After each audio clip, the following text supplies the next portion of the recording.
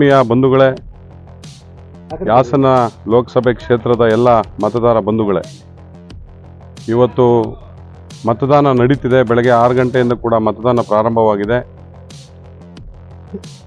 ನಮ್ಮ ಕಾಂಗ್ರೆಸ್ ಪಕ್ಷಕ್ಕೆ ಈ ಒಂದು ಲೋಕಸಭೆ ಕ್ಷೇತ್ರದಲ್ಲಿ ಭಾಳ ಅದ್ಭುತವಾದ ಮತಗಳು ಇವತ್ತು ಬರ್ತಾ ಇದೆ. ಖಂಡಿತವಾಗ್ಲೂ ಕೂಡ ನಮ್ಮ ಕಾಂಗ್ರೆಸ್ ಪಕ್ಷ ಖಂಡಿತವಾಗ್ಲೂ ಗೆದ್ದೇ ಗೆಲ್ತದೆ. ಕೆಲವರು ಮಾತನಾಡ್ಬೋದು ಏನಕ್ಕೆ ಕಾಂಗ್ರೆಸ್ಸು ಅಂತೇಳಿ. ಇವತ್ತು ಕಾಂಗ್ರೆಸ್ ಕೊಟ್ಟಿರೋಂಥ ಯೋಜನೆಗಳು ಮನೆ ಎಲ್ಲ ನನ್ನ ತಾಯಂದರು ನಾವೆಲ್ಲ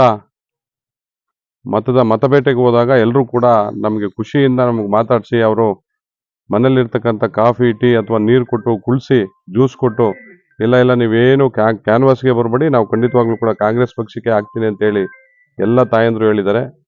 ಒಬ್ಬ ಮಹಿಳೆಯರ ಬಗ್ಗೆ ನಾವೆಲ್ಲ ಅರ್ಥ ಮಾಡ್ಕೊಬೇಕು. ಮಹಿಳೆಯರು ಮನಸ್ಸು ಮಾಡಿದ್ರೆ ಈ ದೇಶನ ಏನು ಬೇಕಾದರೆ ಬದಲಾವಣೆ ಮಾಡ್ಬೋದು.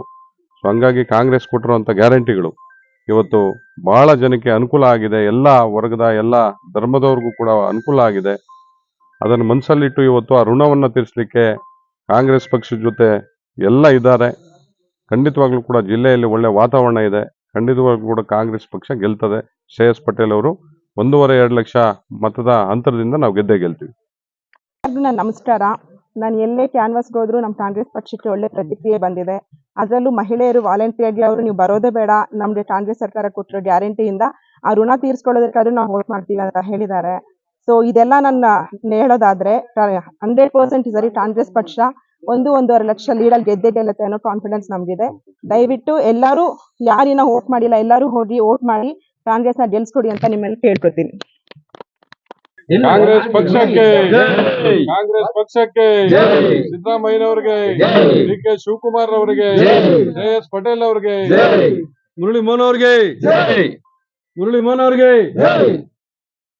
ಕಾಂಗ್ರೆಸ್ ಪಕ್ಷಕ್ಕೆ ಕಾಂಗ್ರೆಸ್ ಪಕ್ಷಕ್ಕೆ ಸಿದ್ದರಾಮಯ್ಯನವರಿಗೆ, ಡಿ ಕೆ ಶಿವಕುಮಾರ್ ಅವರಿಗೆ, ಶ್ರೇಯಸ್ ಪಟೇಲ್ ಅವರಿಗೆ, ಮುರಳಿ ಮೋಹನ್